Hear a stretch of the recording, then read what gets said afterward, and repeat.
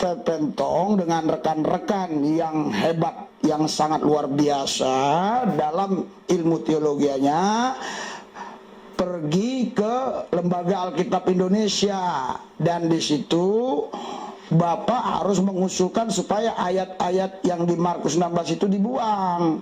Bapak harus mengusulkan supaya ayat-ayat yang di Markus 16 itu dibuang. Komentar dan kesimpulan dari Pendeta Lubis yang barusan Anda dengar itu persis merupakan komentar dari orang yang tidak paham apa-apa, tidak belajar, tidak mengerti apa-apa tentang bidang ini, tapi ngomong terus meskipun sudah dinasehati, sudah dikasih tahu, tapi tidak stop.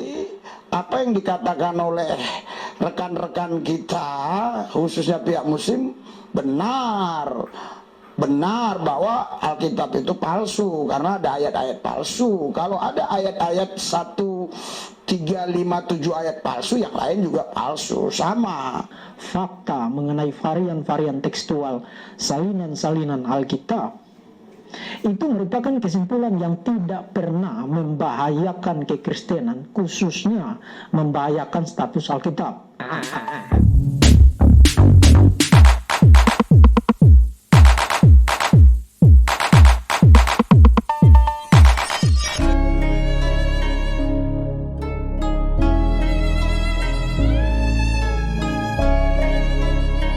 Assalamualaikum warahmatullahi wabarakatuh. Berjumpa kembali di channel Cendekia Muslim. Teman-teman sekalian, itu tadi gaya bahasa dari Rizuli Lubis ya, ketika mengomentari Pendeta Stephen Tong ya Pendeta Stephen Tong soal kontroversi Markus 16 ayat 18 ya, yang di situ disebutkan bahwa tanda-tanda orang yang percaya itu ya minum racun nggak apa-apa, digigit ular nggak apa-apa, menyembuhkan orang cukup dengan mengusap kepalanya. Yang menurut beberapa kalangan dari internal Kristen sendiri ya, seperti David Woods, itu juga mengatakan bahwa ayat tersebut diduga adalah ayat palsu ya. Dan tadi sudah disindir oleh Rizuli Lubis, kalau memang ayat itu adalah ayat palsu, ya silahkan untuk diusulkan ke LAI untuk dihapus begitu. Tetapi omongan dari Rizuli Lubis juga ditampol sendiri oleh Verbum Veritatis ya. Intinya ya diantara mereka itu sebenarnya masih debatable ya, untuk meyakini apakah ayat soal minum racun itu betul-betul ayat asli atau yang valid begitu, ataukah itu adalah sisipan. Karena kalau itu asli ya, itu tidak bisa dibuktikan begitu. Banyak orang yang mengaku sebagai orang percaya dan mencoba-coba untuk minum racun atau digigit ular ya, faktanya banyak banget yang sudah menjadi korban ya. Padahal di situ tegas tanda-tanda orang yang percaya kan begitu.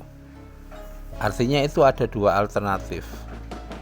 Kalau orang yang mengaku percaya kemudian minum racun atau digigit ular itu tewas, itu artinya ayatnya palsu, atau sebaliknya ya, orangnya yang dianggap tidak beriman. Tetapi kembali lagi, itu menjadi kontroversi di antara mereka sendiri. Bahkan sekali lagi David Wood, seorang debater Kristen terkenal ya, internasional, itu pernah ketika di suatu kesempatan ya, satu momen diminta untuk membuktikan keyakinannya terhadap ayat itu, dia terpaksa menghindar dan jujur mengatakan bahwa ayat soal minum racun dan digigit ular itu adalah ayat palsu.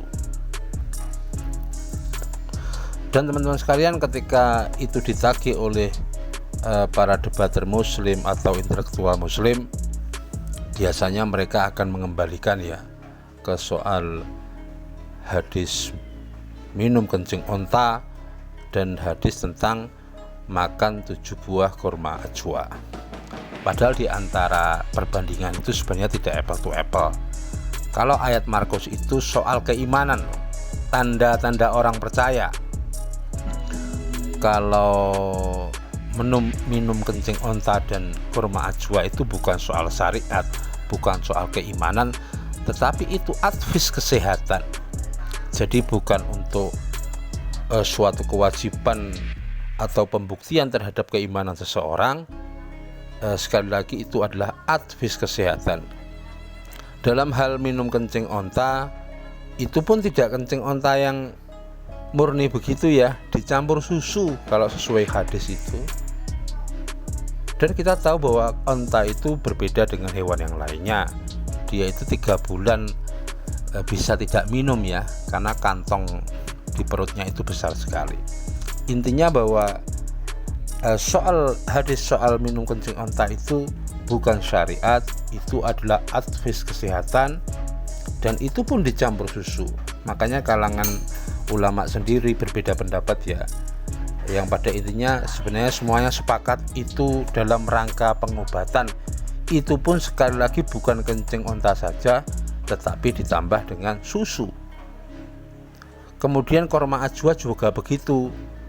Kalau memahami letterlek hadis bahwa makan 7 kurma ajwa tidak akan terkena racun, itu ya konyol cara memahami seperti itu.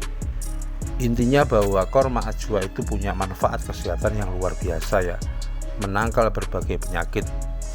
Kalau tidak salah itu untuk kesehatan ginjal, untuk kesehatan jantung, tidak terkena kadar gula yang berlebihan, kemudian mencegah kanker, meningkatkan sistem imun, dan banyak sekali. Pada intinya bahwa di hadis itu bukan perintah syariat, tetapi advis atau rekomendasi untuk pengobatan dan kesehatan. Kalau di Bible, di ayat Markus tadi, itu terkait dengan keimanan.